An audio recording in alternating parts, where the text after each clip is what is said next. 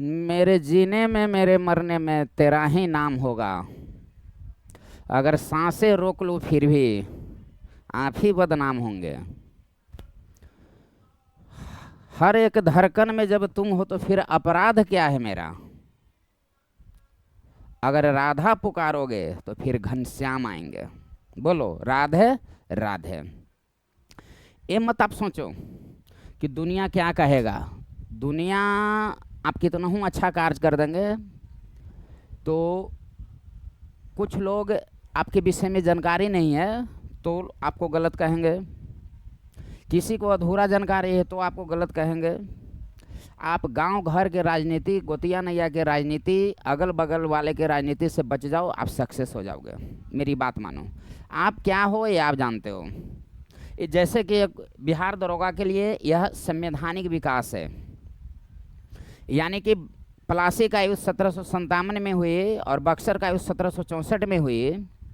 इसके बाद समय समय पर जो एक्ट बनाई गई उसी के विषय में पढ़ना है। संविधान को कैसे जो है विकास की सीढ़ी बनाई गई संविधान के निर्माण के लिए, संवैधानिक विकास के लिए, उसी के विषय में हम लोगों को इसको पढ़ना है।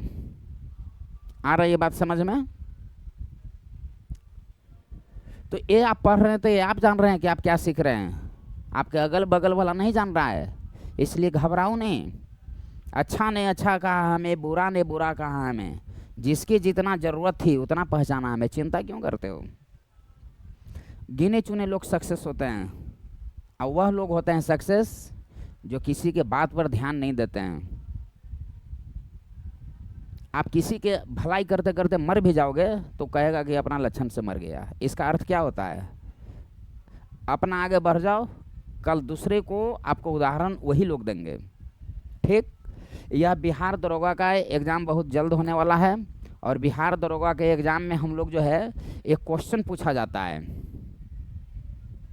कलकत्ता में सर्वोच्च न्यायालय की स्थापना किस अधिनियम के तहत।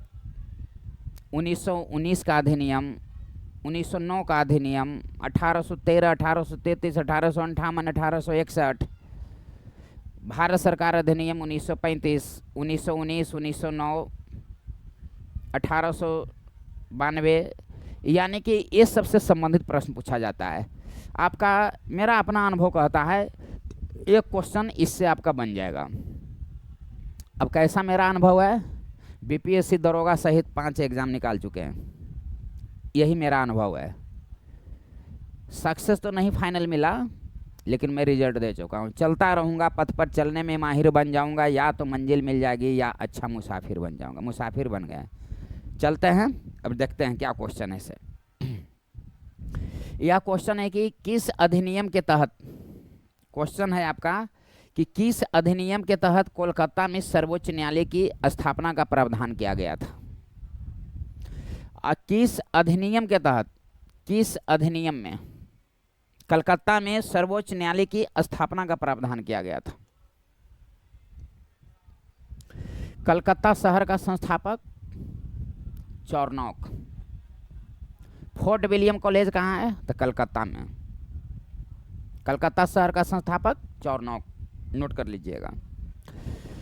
किस अधिनियम के तहत कलकत्ता में सर्वोच्च न्यायालय की स्थापना किया गया था। तो आप सबसे पहले नोट करके आप लिख लेना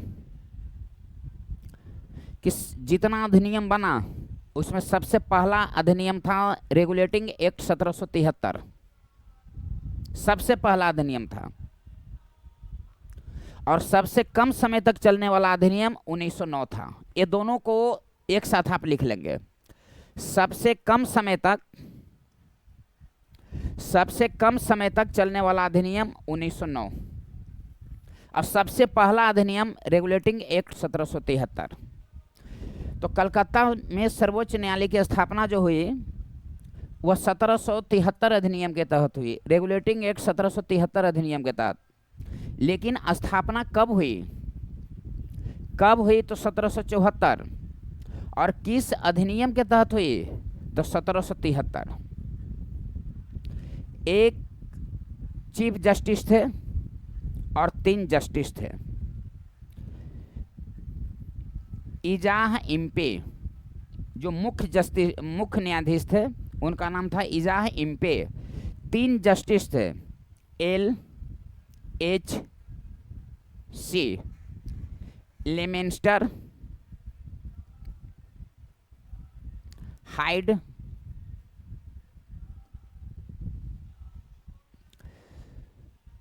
एक बात बताते हैं आपको कि ये जो मुख्य न्यायाधीश है, 1 और 3 अन्य न्यायाधीश, कलकत्ता में सर्वोच्च न्यायालय, इसको आप सबसे पहले माइंड में आप रख लिए। एक क्वेश्चन जो है दिया जाता है, जो आपको बार बार क्वेश्चन जो है पूछता है कि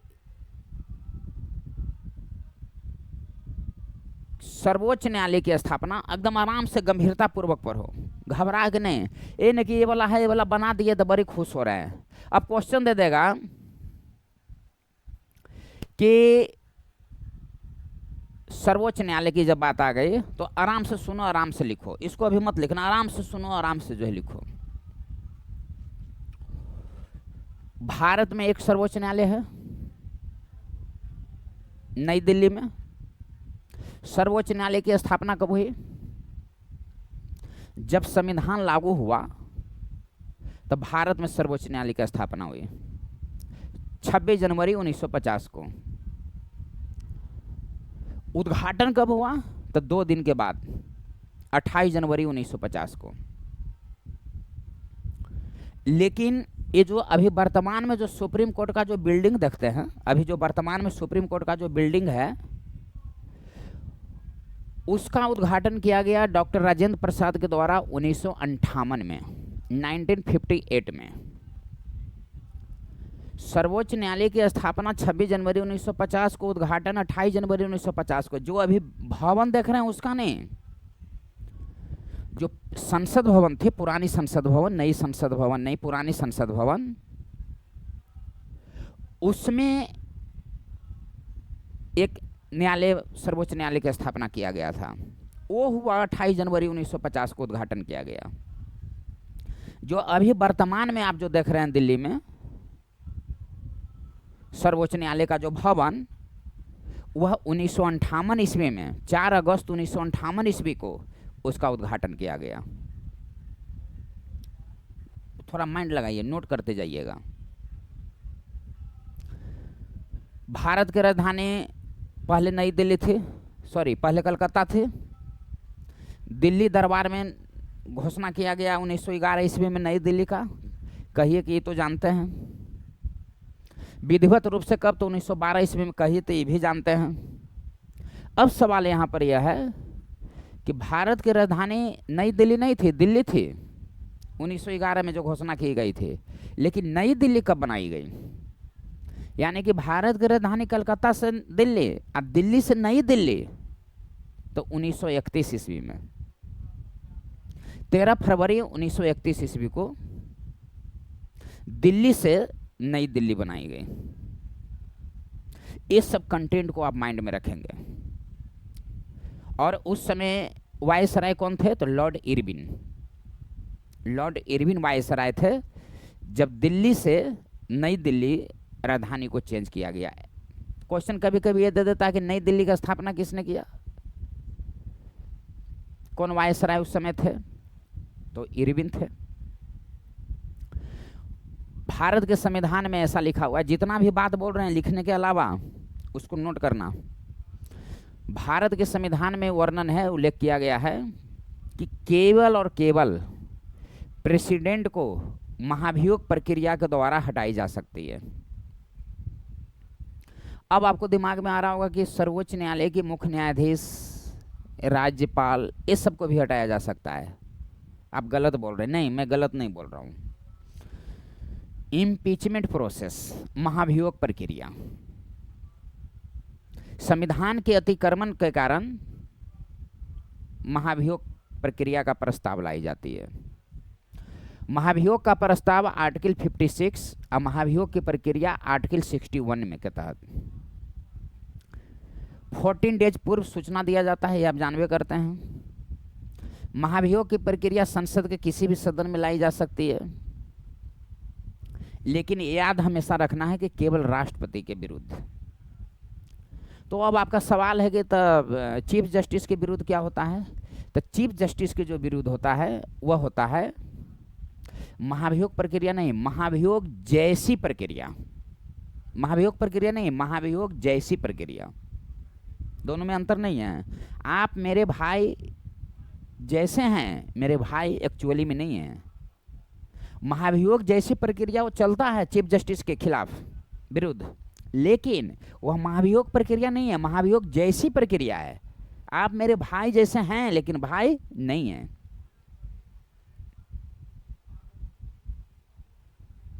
समझ रहे हैं?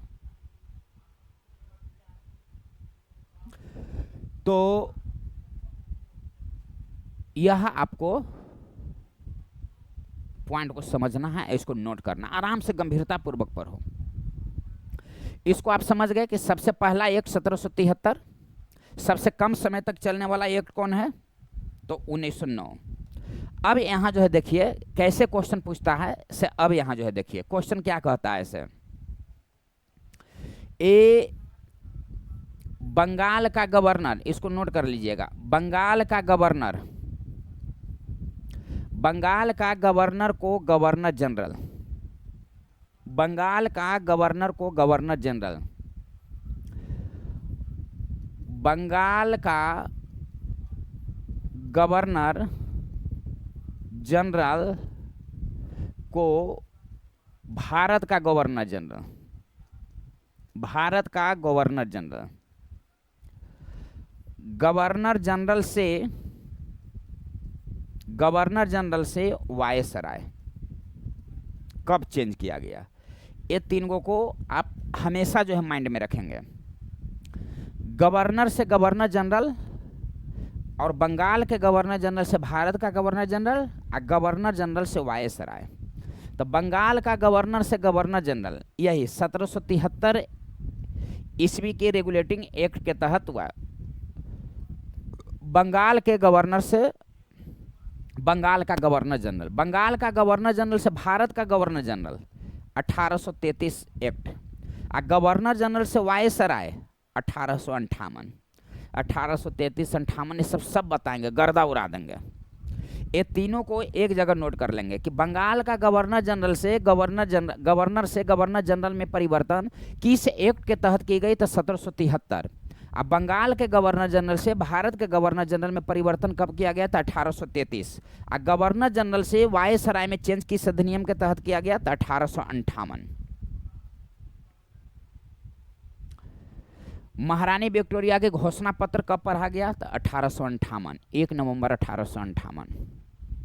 कहाँ? तो इलाहाबाद में। किसके द्वारा? तो लॉर्ड कैनिंग।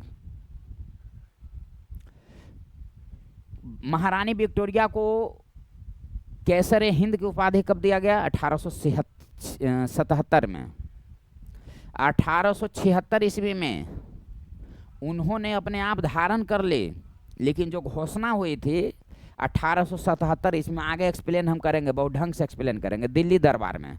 1877 ईस्वी में दिल्ली दरबार में महारानी विक्टोरिया को कैसर हिंद की उपाधि देने की घोषणा की गई। महारानी विक्टोरिया उस दिल्ली दरबार में आई थी। अब आपको दिमाग में एक प्रश्न आ रहा होगा कि दिल्ली दरबार तो 1911 ईस्वी पर है, 1877 आप कहां से ला दिए जी? अरे महाराज तैयार, दिल्ली दरबार 3 बार, 1877, 1903 और 1911। 1877 में महारानी विक्टोरिया, 1903 में महारानी विक्टोरिया का पुत्र एडवर्ड 7, और 1911 में तीसरी बार जॉर्ज पंचम। तो 3 बार दिल्ली दरबार का आयोजन हुआ है। समझ रहे हैं बात को?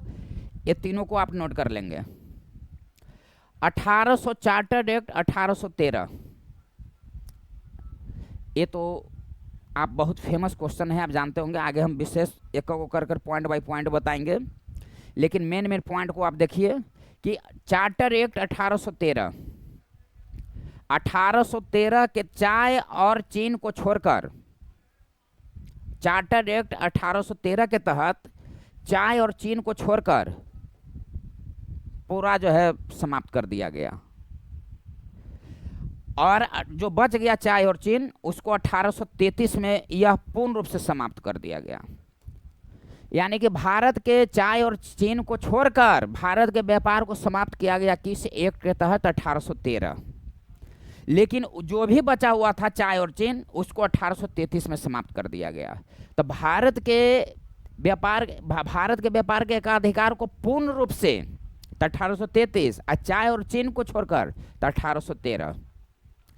कंपनी की जितनी आय होगी उसका 1 लाख रुपया शिक्षा पर खर्च किया जाएगा। 1804 एक 1813 के तहत बतलाया गया। समझ रहे हैं बात को? अब अगला यह जो है सवाल है कि अंग्रेज लोगों को व्यापार करने की अनुमति 1813 ईस्वी एक्ट के तहत दिया गया। अंग्रेज लोगों को व्यापार की अनुमति 1813 के एक्ट के तहत। लेकिन अंग्रेजों को भारत में भूमि खरीदने का अधिकार 1833 एक्ट के तहत किया गया।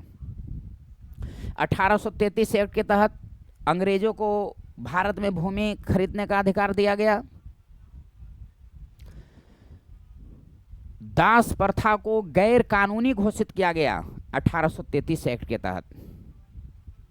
समझ रहे हैं?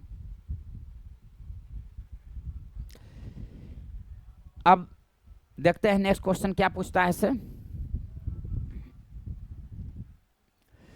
किस अधिनियम ने भारतवासियों को अपने देश के प्रशासन में कुछ हिस्सा लेना संभव हुआ? तो 1833 एक्ट के तहत भारतवासियों को अपने देश के प्रशासन में कुछ हिस्सा लेना संभव हुआ 1833 एक्ट के तहत।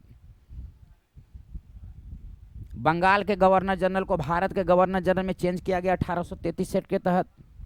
दास प्रथा को गैर कानून घोषित किया गया 1833 एक्ट के तहत। कुछ हिस्सा लेना संभव हुआ 1833 एक्ट के तहत। समझ रहे हैं बात को?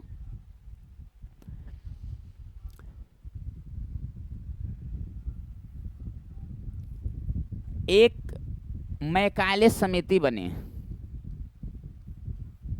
मैकाले समिति 1834 ईस्वी में। यह प्रथम विधि आयोग से संबंधित था। अब प्रथम विधि आयोग का प्रथम विधि सदस्य किससे बनाया गया? तो मैकाले को प्रथम विधि सदस्य बनाया गया। इसको आप नोट कर लीजिएगा।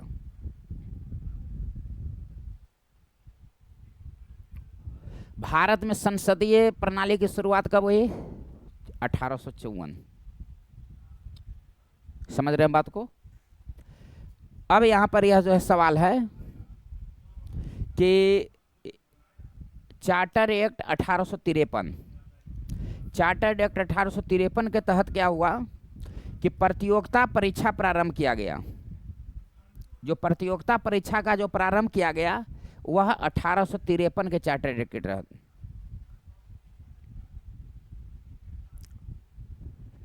समझ रहे हैं बात को? एक बात बताते हैं, ध्यान से इसको समझिएगा। इंडियन काउंसिल एक्ट विभागीय प्रणाली, विभागीय प्रणाली की शुरुआत कब किया गया? 1861 के तहत। अध्यादेश 1861।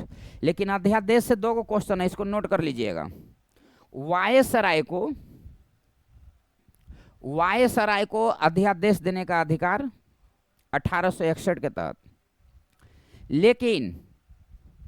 लेकिन राष्ट्रपति को अध्यादेश जारी करने का अधिकार भारत सरकार अधिनियम 1935 के तहत। वायसराय को अध्यादेश जारी करने का जो अधिकार दिया गया 1861 के तहत। विभागीय प्रणाली 1861। अध्यादेश किसको? अध्यादेश तो वायसराय को, यहां नोट कर लीजिएगा। लेकिन प्रेसिडेंट को जो अध्यादेश जारी करने का अधिकार दिया गया भारत सरकार अधिनियम 1935। अध्यादेश आर्टिकल 123 के तहत राष्ट्रपति के द्वारा जारी किया जाता है। और जो वायसराय के द्वारा अध्यादेश जो जारी किया जाता था वो 6 महीने तक रहता था, 6 महीना तक। दिमाग में रखिएगा। विभागीय प्रणाली की शुरुआत 1861, अध्यादेश 1861, ऑर्डिनेंस जिसको बोलते हैं। और 1858 के तहत क्या हुआ? सबसे पहले इसे क्वेश्चन देता है राज्य सचिव, राज्य सचिव 1858 अधिनियम, समझ रहे हैं? कंपनी के शासन को समाप्त कर दिया गया, यह सबसे ज्यादा क्वेश्चन पूछता है कि कंपनी के शासन को समाप्त कर दिया गया 1858 अधिनियम को। तो हम आराम से धीरे धीरे बता रहे हैं, जल्दी जल्दी जल्दी करके इनाम न लूटना है, आराम से उसको समझो। राज्य सचिव, डायरेक्ट फोकस करो। 1858 अधिनियम के तहत कंपनी के शासन को समाप्त कर दिया गया, कंपनी के शासन को समाप्त कर दिया गया 1858 अधिनियम के तहत। ब्रिटिश ताज का प्रारंभ हुआ 1858 अधिनियम के तहत। शासन ब्रिटिश के हाथ में चला गया 1858 अधिनियम के तहत, लेकिन कंपनी के शासन को समाप्त कर दिया गया 1858 अधिनियम के तहत। गवर्नर जनरल को वायसराय में चेंज किया गया 1858 अधिनियम के तहत। लेकिन ये जो क्वेश्चन है, ये जो विकल्प है, इसको तो आप किसी भी परिस्थिति में माइंड में रखेंगे ही रखेंगे, और ये सब जो बता रहे हैं इसको आप माइंड में रख लेंगे। पूरा हमको विश्वास है कि इससे संबंधित प्रश्न नहीं आपको छूटेगा। अब देखते हैं नेक्स्ट क्वेश्चन क्या है इसे।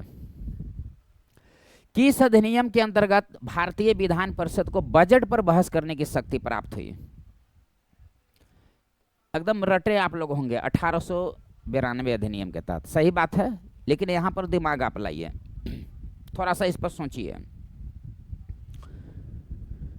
जो हमेशा माइंड में रखिए, जो सामान्य विषय होता था, इसको एकदम नोट कर लेना, भीड़ से अलग हो जाएगा। जो सामान्य विषय होता था उस पर प्रश्न और पूरक प्रश्न दोनों पूछने का अधिकार होता था समान विषय पर। और जो बजट हुआ करता था, बजट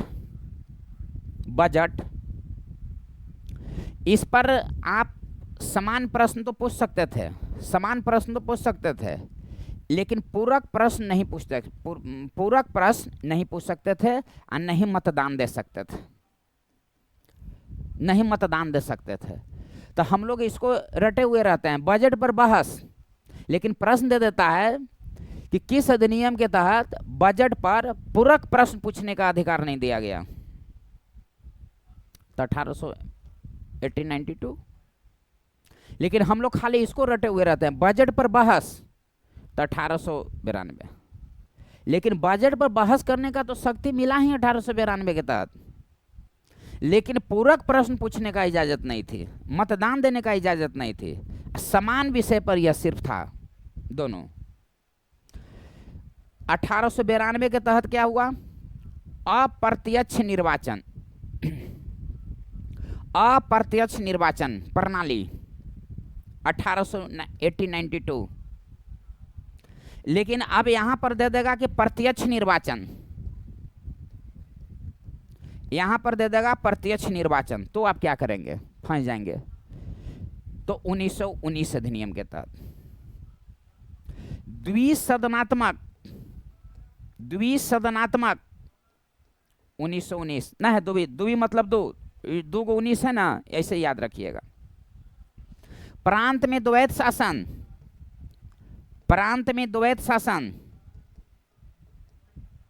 1919। द्वैत शासन का जनक कार्टियस।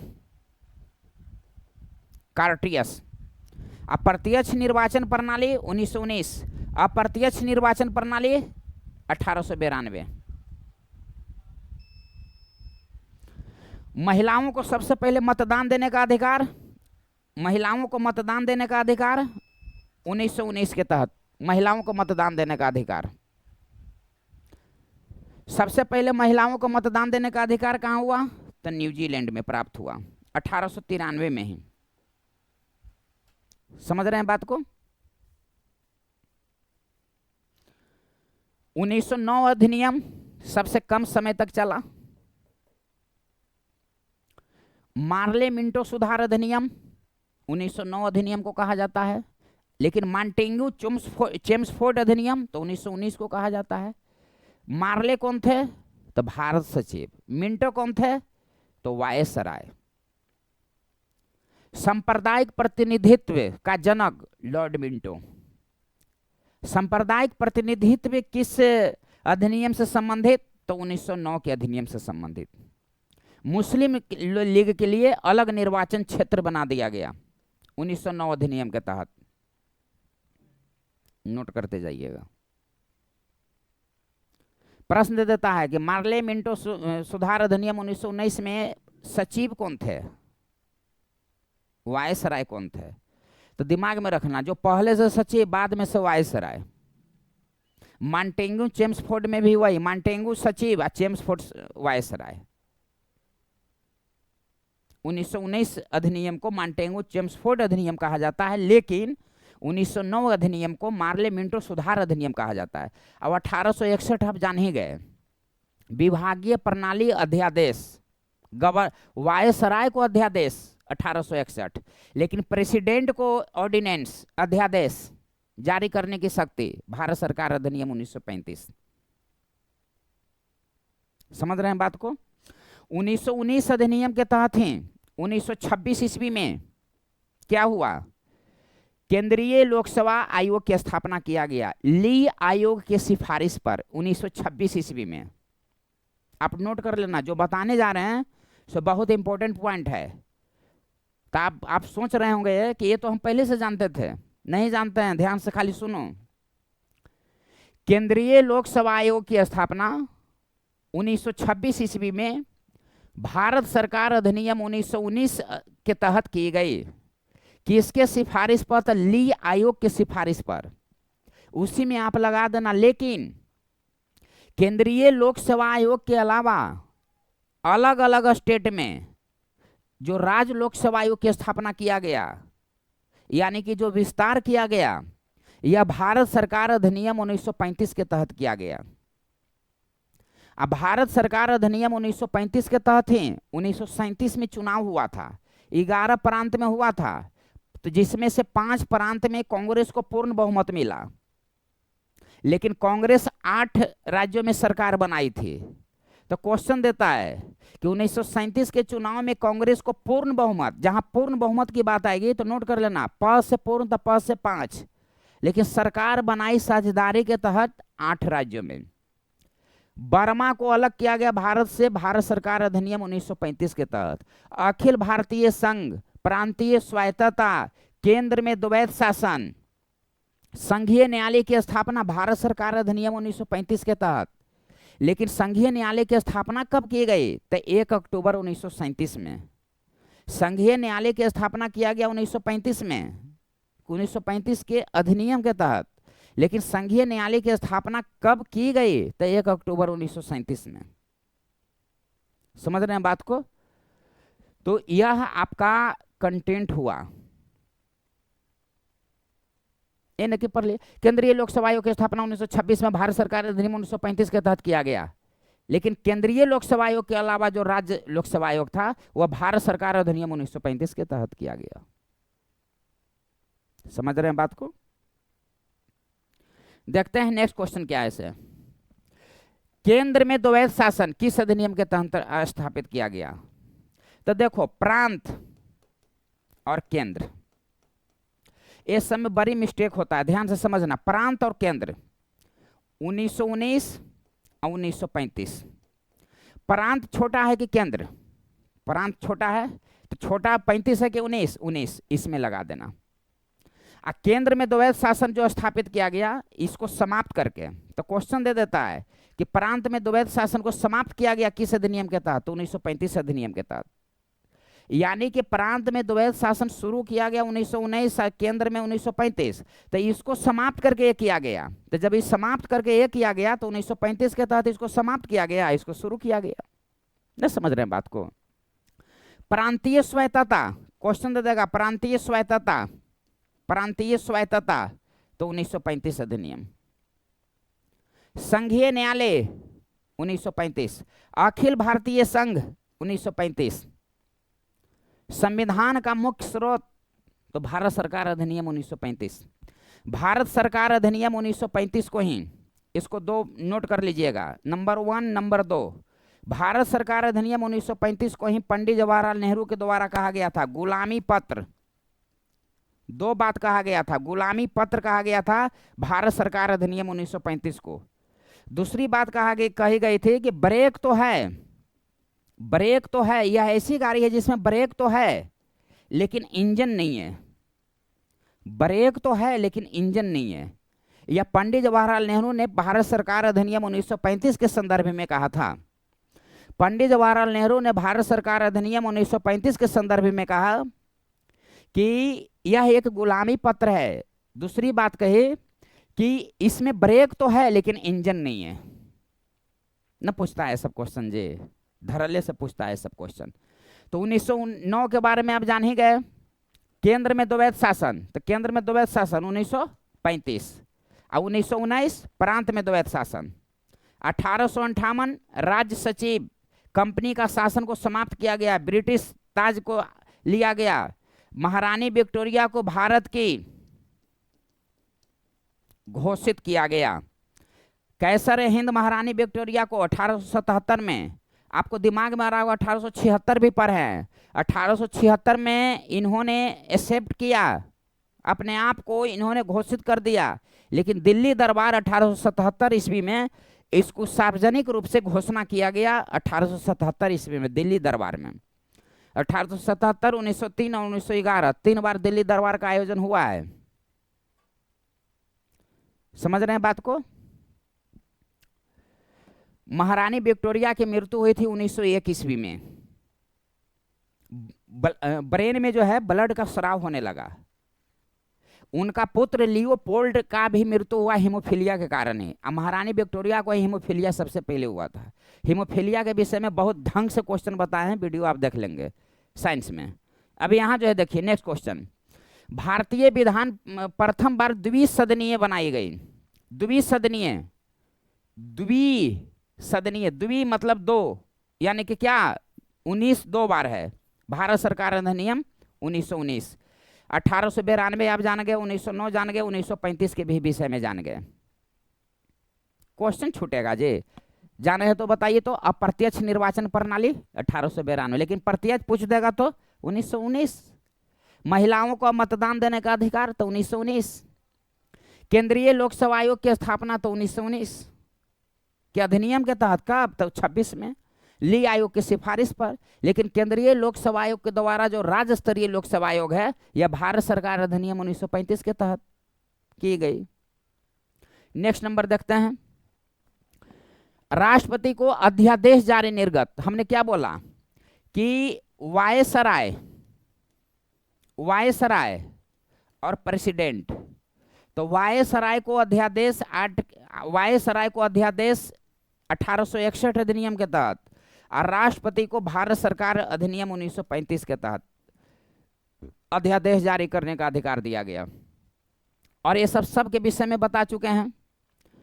प्रांत में द्वैध शासन 1919, केंद्र में द्वैध शासन 1935, प्रांतीय स्वायत्तता 1935, संघीय न्यायालय 1935 अधिनियम के तहत। लेकिन संघीय न्यायालय की स्थापना कब किया गया था? 1 अक्टूबर 1937 को। समझ रहे हैं बात को। 1935 के विषय में हो गया, 1919 के, 1909 के, 1858 अधिनियम के तहत। अब यहाँ जो है देखिए नेक्स्ट क्वेश्चन देखिए, अखिल भारतीय महासंघ। अभी हमने बताया कि अखिल भारतीय महासंघ यानी कि अखिल भारतीय महासंघ। तो इसमें सबसे बड़ा कौन है? महान। 1935 अधिनियम के तहत सबसे महासंघ। 1919 को बता ही दिए, द्विसदनात्मक व्यवस्था, महिलाओं का मतदान देने का अधिकार, बजट पर बहस करने का अधिकार, अप्रत्यक्ष निर्वाचन प्रणाली। लेकिन 1892 में जो चुनाव हुआ उसमें निर्वाचन शब्द का प्रयोग नहीं किया गया था। निर्वाचन के जगह पर चयनित शब्द का प्रयोग किया गया था, चयनित। कैबिनेट मिशन आप जानबे करते हैं, 1946 ईस्वी में कैबिनेट मिशन भारत आया। Cripps mission 1942, cabinet mission 1946, Wavell योजना 1945। कैबिनेट मिशन, कैबिनेट का मतलब होता है मंत्रिमंडल, वह ब्रिटेन का मंत्रिमंडल आया था, साथ में पैथिक लॉरेंस आए थे जो सचिव थे भारत का उस समय। अब पैथिक लॉरेंस से पहले जो भारत का जो सचिव थे एमरी थे, चर्चिल के समय। तो जब कैबिनेट मिशन 1946 में भारत आया, उस समय ब्रिटेन के प्रधानमंत्री थे क्लेमेंट एटली। किस पार्टी के थे? तो लेबर पार्टी के। भारत के स्वतंत्रता के भी समय कौन थे? तो क्लेमेंट एटली। क्लेमेंट एटली ने कैबिनेट मिशन को 1946 ईस्वी में 24 मार्च 1946 ईस्वी को कैबिनेट मिशन भारत आया। कहाँ आया? तो दिल्ली में आया। 3 सदस्य थे, एसपीए, Stafford Cripps, Pethick Lawrence, Alexander. तो जिसमें पैथिक लॉरेंस की अध्यक्षता में आया। क्वेश्चन जो है पूछता है, स्टेफोर्ड क्रिप्स जो है व्यापार मंत्री थे, ब्रिटेन में व्यापार मंत्री थे, और अलेक्जेंडर जो है नेवी मंत्री थे। ब्रिटेन के हाउस ऑफ कॉमन्स में चुनाव लड़ने वाले व्यक्ति कौन थे? भारतीय, दादा भाई नौरोजी। कब लड़े? 1892 में। किस पार्टी से? तो लिबरल पार्टी से। कहाँ से लड़े थे ब्रिटेन में? तो फिन्सबरी से लड़े थे। समझ रहे हैं बात को? और यह आपका, अब नेक्स्ट क्वेश्चन देखते हैं। 1935 के द्वारा स्थापित संघ में अवशिष्ट शक्तियां किसको प्राप्त थी? तो गवर्नर जनरल को। अवशिष्ट जो शक्तियां प्राप्त थी मुख्य रूप से वह गवर्नर जनरल को जो है प्राप्त थी। ये सब जो है से इसको एकदम नोट, बहुत 1-2 बार देख लीजिएगा, कंप्लीट हो जाएगा। नेक्स्ट नंबर देखते हैं। किस एक्ट के द्वारा ब्रिटिश संसद ने चाय और चीन के साथ व्यापार को छोड़कर ईस्ट इंडिया कंपनी के भारत के साथ व्यापारिक एकाधिकार को समाप्त कर दिया गया? हमने क्या बोला कि चाय और चीन को छोड़कर 1813 में, अब पूर्ण रूप से समाप्त कर दिया गया 1833 में। तो 1813 में जहां पूर्ण रूप से व्यापार रहेगा, पूर्ण रूप से पूर्णतः समाप्त कर दिया गया 1833। ये सब के बारे में हो ही चुका है। नेक्स्ट नंबर जो है देखिए, किस एक्ट के फलस्वरूप बर्मा को भारत से अधिकार, तो 1935 अधिनियम के तहत सब बता चुके हैं। नेक्स्ट नंबर देखिए कि किस एक्ट के द्वारा संवैधानिक निरंकुशता का, भारत सरकार अधिनियम 1935, यह पूछा हुआ क्वेश्चन है, इसको आप दिमाग में रखिएगा।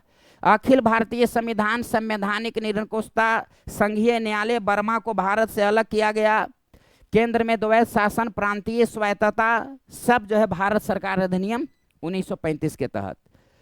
किस एक्ट में भारतीय वासियों को अपने देश के प्रशासन में कुछ हिस्सा लेना संभव हुआ? 1833 अधिनियम के तहत भारतीय प्रशासन में कुछ हिस्सा लेना संभव हुआ।